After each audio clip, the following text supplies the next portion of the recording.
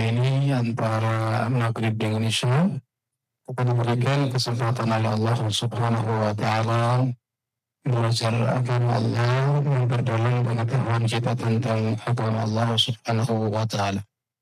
Tentu kita berharap kepada Rabbul Izzati wal Jalal agar seluruh rangkaian jalanan hidup kita, amal ibadah kita, melalui Allah Ta'ala dan dijadikan sebagai timbangan kebaikan kita pada hari kiamat. Amin ya rabbal alamin. Salat dan salam semoga selalu tercurahkan kepada Rasul kita sallallahu alaihi wasallam, manusia terbaik yang pernah Allah ciptakan, yang pernah Allah kirimkan ke permukaan bumi ini, dan juga semoga tercurahkan kepada orang-orang tercinta,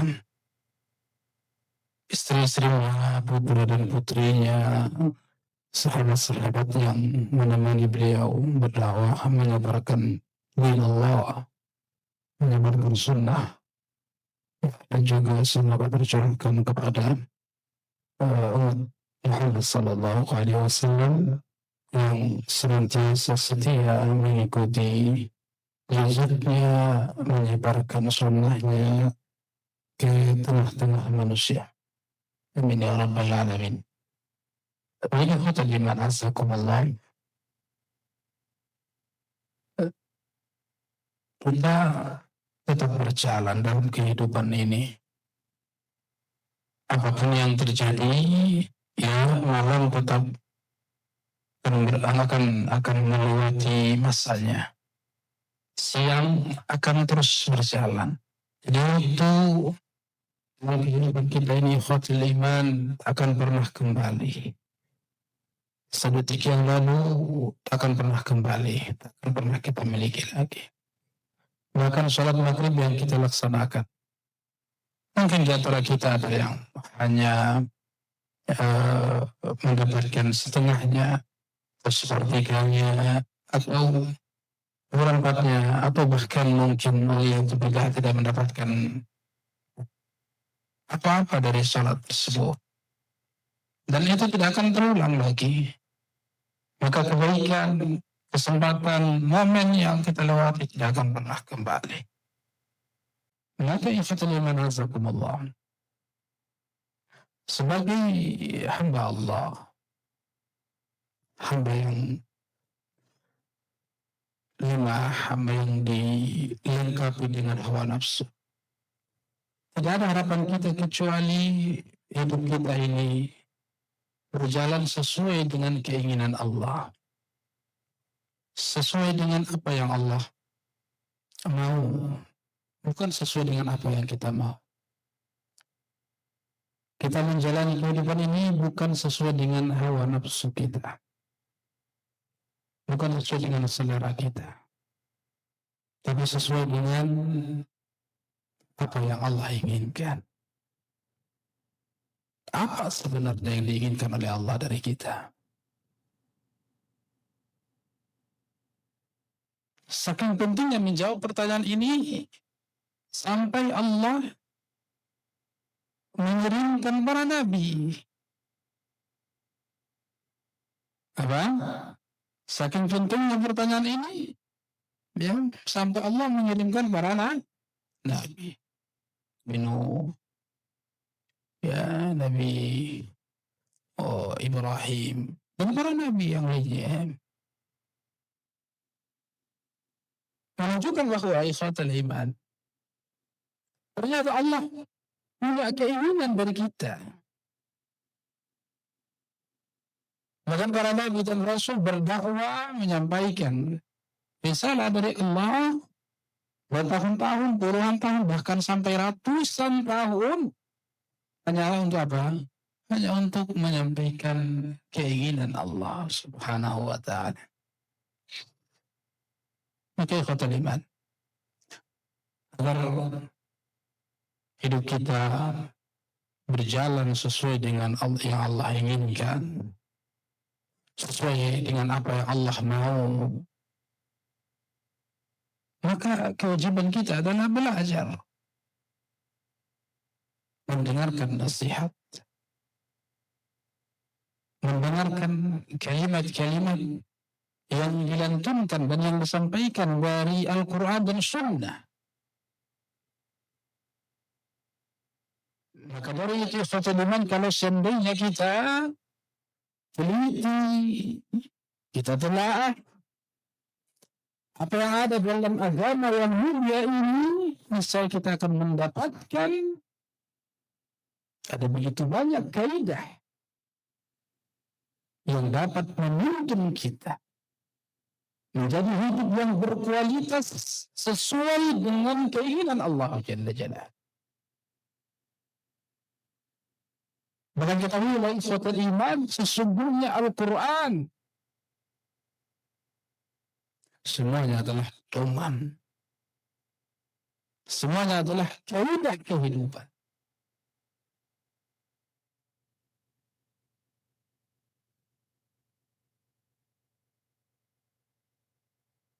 Dan kalau kaidahnya nanti akan kita sebutkan dalil-dalilnya, ya.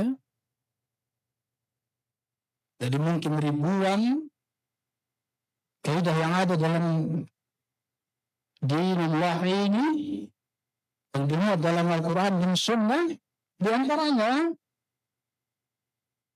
yang pertama, pahami menjalankan kehidupan ini, kita yang sedang hidup ini, entah itu hidup kita apakah sudah setengahnya atau jangan-jangan sudah di penghujung, kita tidak tahu. Karena saya yakin 100% satu pun di antara kita yang tahu kapan ujung daripada kehidupannya. Kita merasa sehat, kita merasa bugar karena baru olahraga, karena baru makan yang sehat, yang non kolesterol, tapi umur tak memandang itu semua. Ajal tak pernah bertanya, kamu habis olahraga ya? Ditunda dululah mati. Oh, kamu sudah diet, kolesterol lagi sudah berkurang, matinya ditunda dulu. Kamu kebanyakan kolesterol, matinya didahulukan dulu. Adakah seperti itu ajal berkata? Kita sepakat tidak ada.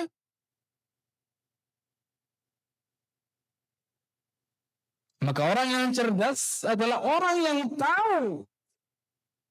Yang pertama, orang yang tahu untuk apa dia diciptakan. Dalam majelis yang sama ini insya Allah dan sudah sering saya sampaikan tentang ini dengan redaksi dan tema yang berbeda-beda, tapi substansinya sama. Orang yang cerdas adalah orang yang tahu tujuan dia diciptakan oleh Allah.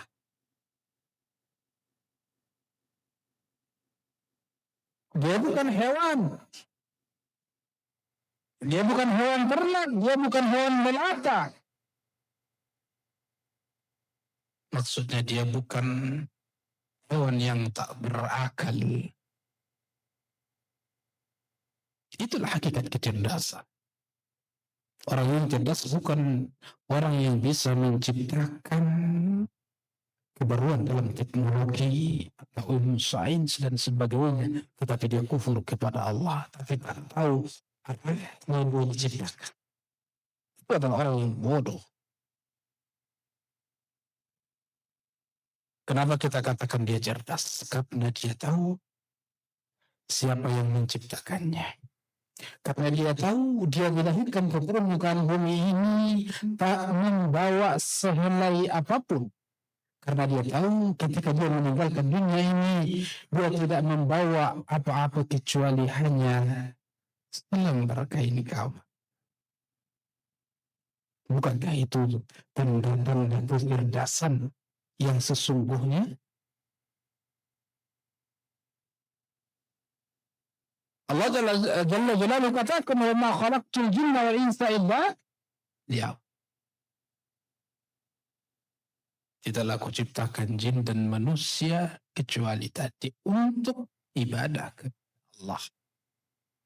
Kalau seandainya seorang hamba sudah benar-benar memahami tujuan dia diciptakan oleh Allah, maka hidupnya akan lurus. Maka dia tidak akan berbuat macam-macam di permukaan bumi ini. Maka tidak ada kesyirikan, tidak ada koruptor, tidak ada pembunuhan, tidak ada perzinahan. Dia tahu.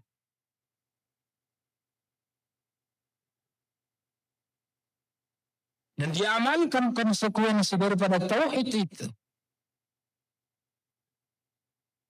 Orang kafir berbuat sesuka hatinya, sesuai dengan hawa nafsunya, karena mereka dibentangkan juga oleh Allah Jalla Jalaluh.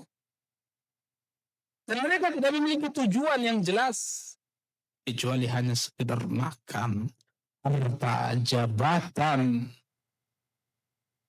Allah katakan, "Walladzina kafaru yatamatta'un wa ya'kulun kama ta'kulul an'am wan naru maswad lahum." Dan orang-orang kafir, kata Allah, mereka hanya bersenang-senang ria, berbahagia, bergembira. Ditambah Allah bukakan memang bagi mereka dunia ini. Kalau seandainya Allah tutup dunia ini, bagaimana mereka mau bersenang-senang? Karena Allah bukakan sehingga mereka tidak tahu tujuan mereka diciptakan. Mereka mengatakan setelah kematian tidak ada kehidupan yang sesungguhnya. Maka di antara mereka mengatakan kalau seandainya seseorang meninggal dunia, maka dia akan dihidupkan kembali dalam bentuk yang berbeda. Tapi dia orangnya.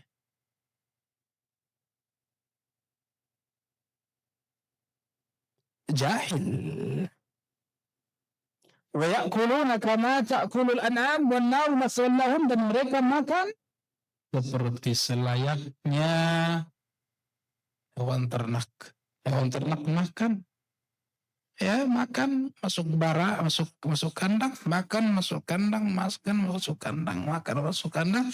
Tiba waktunya dikurban, tiba waktunya disembelih untuk udhiyah, tiba waktunya di. Mereka hanya menunggu ajal.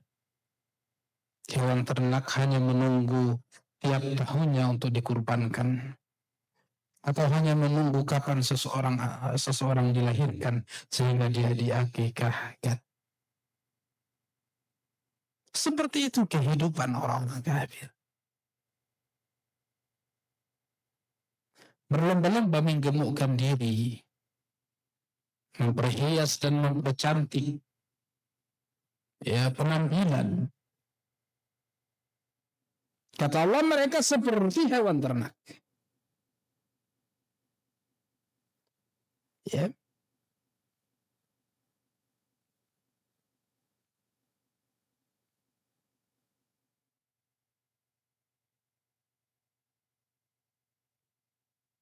Berangan-angan, bercita-cita. Ya, seolah-olah mereka hidup di dunia ini selamanya. Terkadang kita juga tertipu dengan angan-angan dan cita-cita kita. Orang tak masalah bercita-cita. Setinggi-tingginya dia tidak masalah. Ya, ingin menyekolahkan anaknya, ingin membangun rumah tangganya, ingin membangun usahanya, tidak ada masalah. Karena bagi seorang mukmin cita-cita hanyalah sebatas mengejar ingin dunia dan tidak membuatnya lalai dari akhirat dari Allah Jalla Jalaluhu. Ada satu nasihat dari sahabat yang mulia Abu Darda, kata beliau, Ibn Adam, fa'il arada biqadamika. Wahai anak Adam, manusia, saya, antum, semua kita ini manusia. Fa'il arda biqadamika, pijaklah tanah ini, pijaklah bumi ini, melangkah sesuka hatimu, silahkan pijak.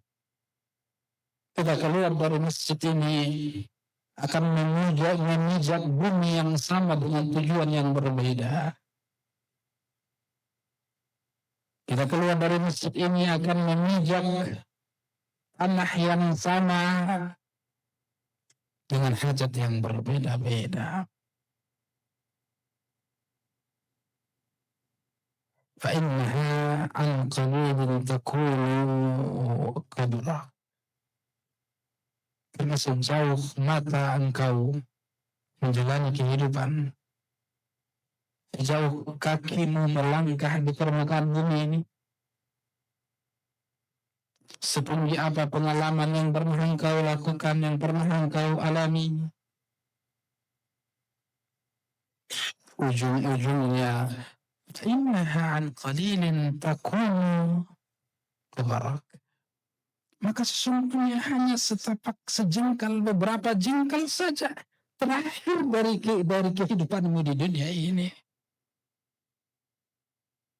Ketika kita meninggal dunia, sekaya apapun kita, sehebat apapun kita, mereka tak memberikan 1 hektar untuk kita tanah. Triliunan, miliaran, mereka tak akan memberikan kita tanah 1 hektar, 100 meter.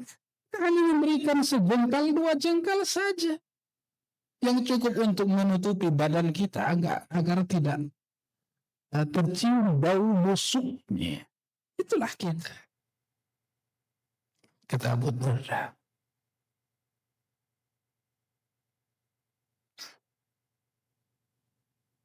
Yang tertinggal hanyalah 2 saja. Jika itu kejahatan, silakan bertanggung jawabkan. Namamu akan dicela oleh manusia. Namamu akan disejajarkan dengan list nama orang-orang yang berbuat kejahatan di permukaan bumi ini. Sebelum kita bertanggung jawabkan di alam barzakh. Tetapi jika engkau korbankan hidupmu, habiskan hidupmu dengan sesuatu yang bermanfaat, dengan sesuatu yang diridhai oleh Allah, namamu akan tercium harum. Tanpa kau suruh manusia, tanpa kau wasiatkan manusia, mereka akan menyanjungmu. Mereka akan mengungkit kebaikanmu. Mereka akan menyolatkanmu. Rahimahullah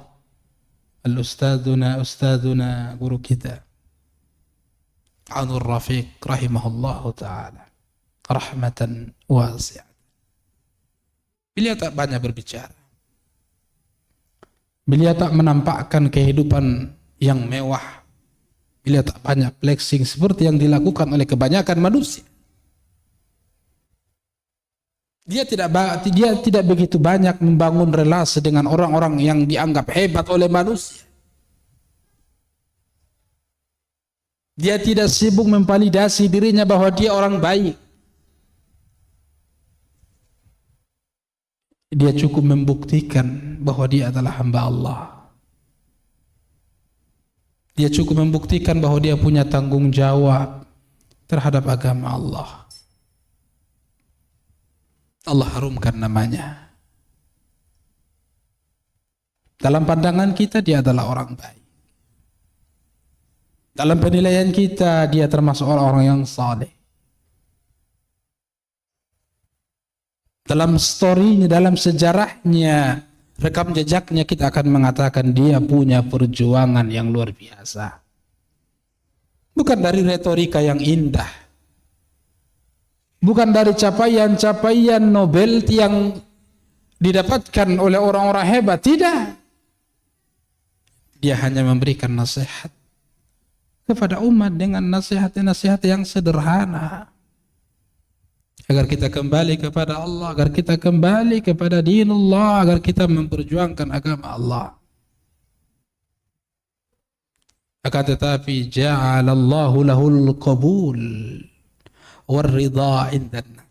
Tetapi Allah jadikan dirinya diterima dan diridhai oleh manusia, diterima dan diridhai oleh orang-orang salih, didoakan oleh orang-orang yang salih, disanjung namanya di saat dia sudah tiada di dunia yang fana ini.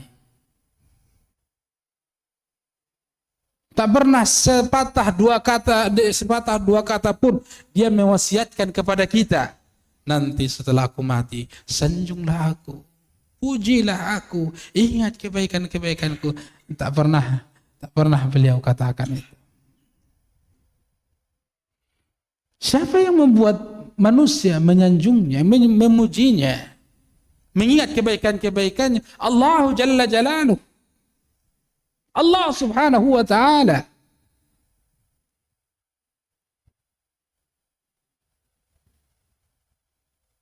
Ya. Maka ikhwatal iman, sadarilah diri kita. Untuk apa kita diciptakan oleh Allah? Ya.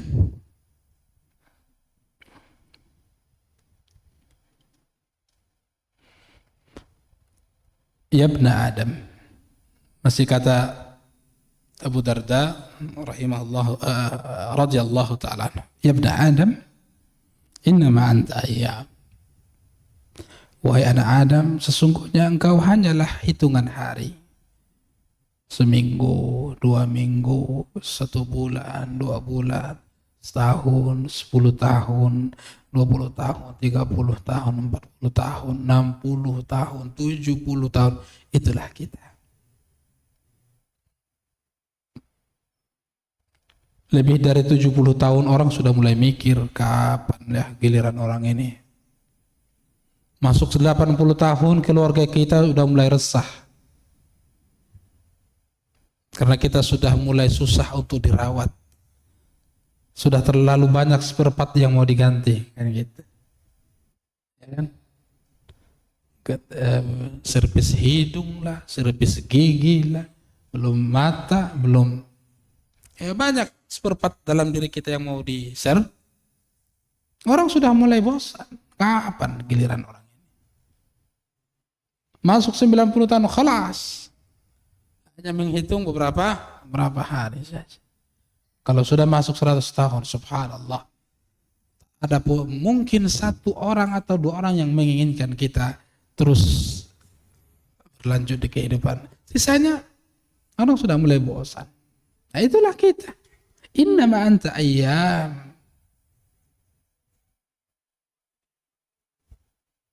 Ternyata kita harga kita cuma segitu doang.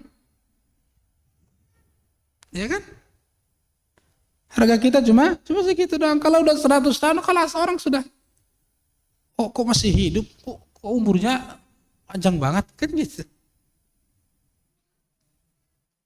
Itu yang dibilang orang, ya kan? Ya, jadi kalau 100 tahun jarang orang mengatakan, oh umurnya si fulan sudah 100 tahun. Semoga Allah ya mudah-mudahan lebih panjang lagi. Wah, biar kita bisa enggak ada. Mereka menunggu kabar kita. Kabar apa? Kabar inna lillahi wa inna ilaihi raji'un. Itu yang ditunggu. Malas.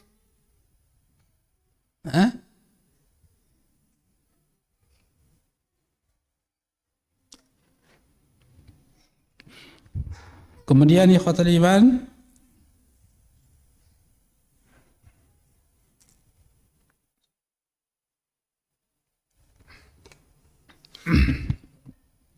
kemudian kaidah memahami kehidupan yang kedua adalah fitrah manusia, ingin baik, ingin istrinya baik, taat, penurut, ya kan? Fitrah. Nah kalau istrinya sudah mulai membangkang, sudah mulai membelok, pusing dia itu. Udah mulai gelisah, udah mulai sengsara. Karena sudah bertentangan dengan fitrah. Begitu juga dengan seorang istri. Kalau suaminya sudah mulai macam-macam, sudah mulai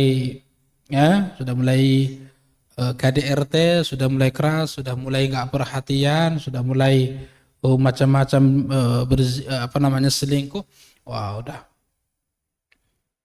sudah mulai apa? Sudah mulai resah. Kebahagiaannya sudah mulai hilang. Fitrah manusia. Ya. Maka kaidah yang kedua ini, amal salih adalah kunci kehidupan yang baik. Ya, amal salih adalah kunci kehidupan yang baik.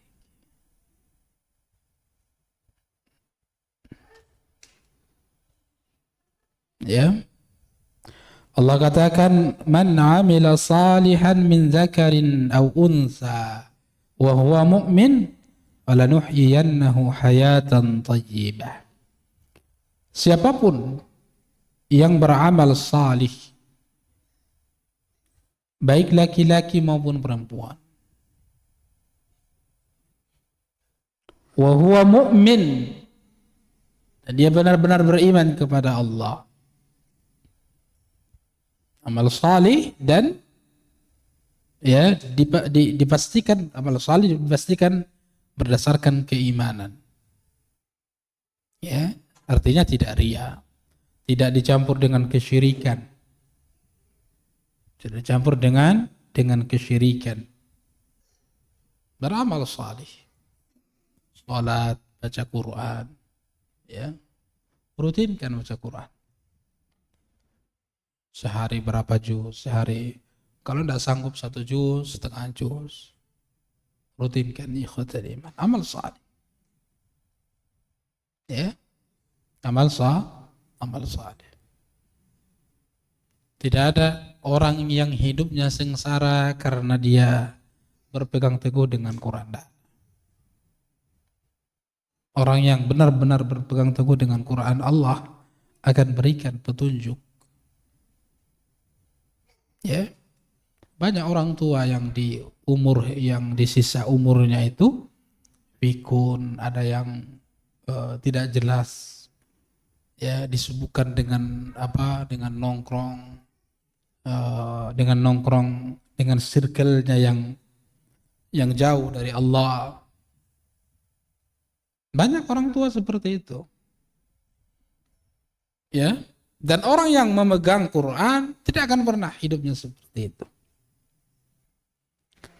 Ya. Wa huwa mu'min falanuhyiyannahu hayatan thayyibah. Kami akan berikan kehidupan yang sebenarnya, kehidupan yang baik. Ya, bangun rumah tangga kita. Bangun rumah tangga kita dengan kebaikan. Jadilah suami yang benar-benar salih, yang taat kepada Allah, yang menundukkan hati dan pandangan, yang tidak sombong di hadapan Allah, tidak angkuh di hadapan manusia. Taati Rasulnya. Bangunlah di sepertiga malam, bentangkan sejadah kita sebagai awal dari munajat kita kepada Allah.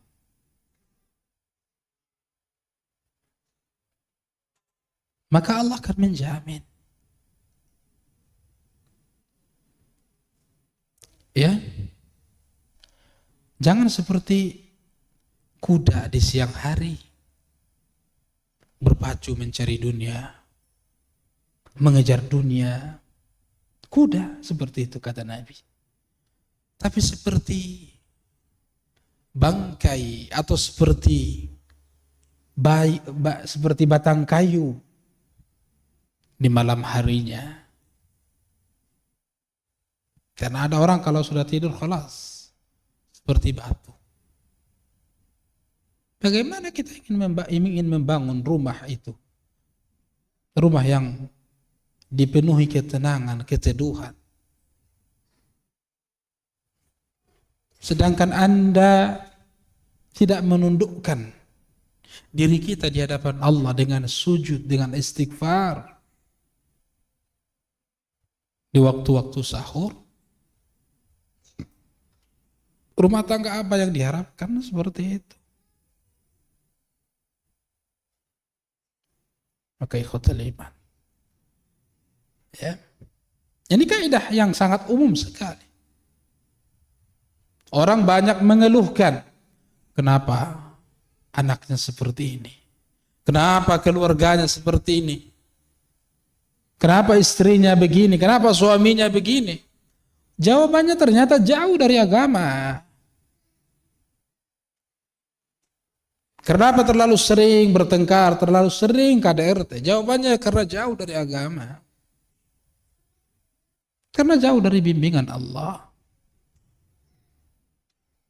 Allah keraskan hatinya, summa qasat qulubuhum min ba'di dzalika fahiya kal hijarati aw ashaddu qas. Hati mereka keras, bahkan lebih keras daripada hijarah, daripada batu. Allah keraskan hati suami, terjadilah pertengkaran, terjadilah KDRT. Allah keraskan hati istri sehingga dia tidak taat kepada suaminya. Kenapa Allah keraskan? Karena dia nggak taat kepada Allah.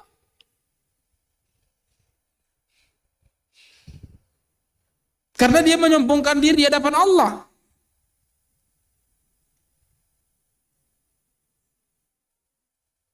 Bukan semata-mata faktor ekonomi yang membuat perceraian, bukan semata-mata faktor pertengkaran. Karena data BPS mengatakan bahwa persentase tertinggi penyebab perceraian adalah pertengkaran kecil-kecil yang terus berlanjut. Ini kenapa bisa terjadi? Jawabannya karena hati masing-masing kedua belah pihak itu keras. Kenapa keras? Karena jauh dari Quran, karena jauh dari zikrullah, karena jauh dari istighfar, karena jauh dari bermunajat kepada Allah. Kata-kata para ulama, kalau Anda ingin dilembutkan hatinya, bangunlah di sepertiga malam. Dan itu sudah bukti fakta empiris yang tidak bisa dipungkiri. Ya. Allah Jalla Jalaluhu katakan, "Faman ittaba'a hudaya fala yadhillu wa la yashqa." Siapa yang mengikuti petunjukku, maka tak akan tersesat dan tak akan sengsara. Tak akan tersesat dan tak akan tersengsara. Kalau seandainya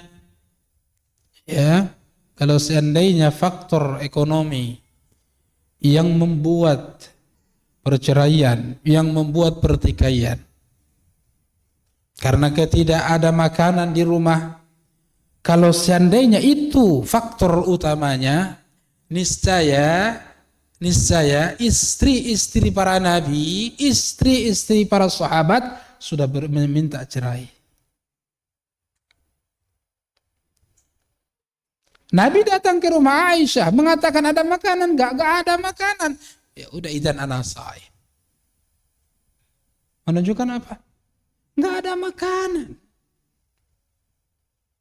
Tapi Aisyah tidak meminta cerai kepada Nabi.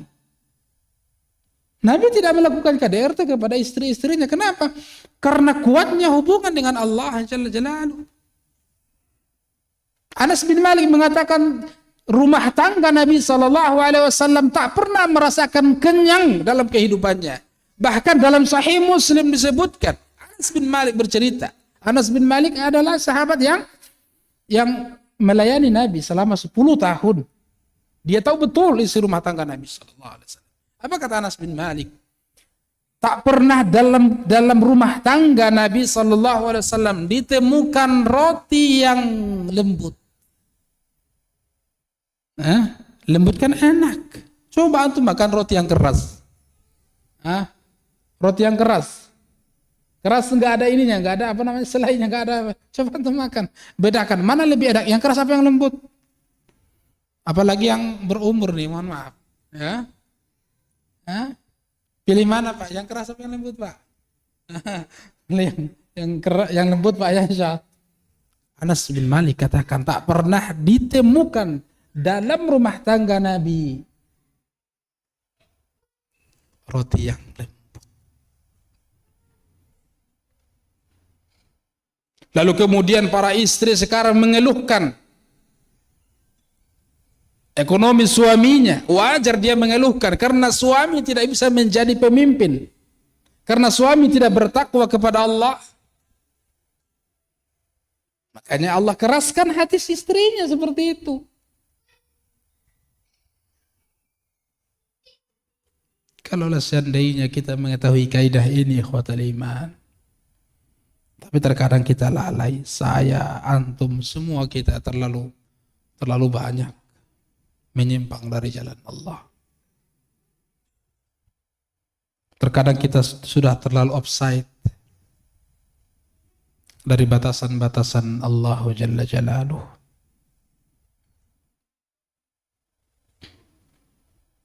Ya.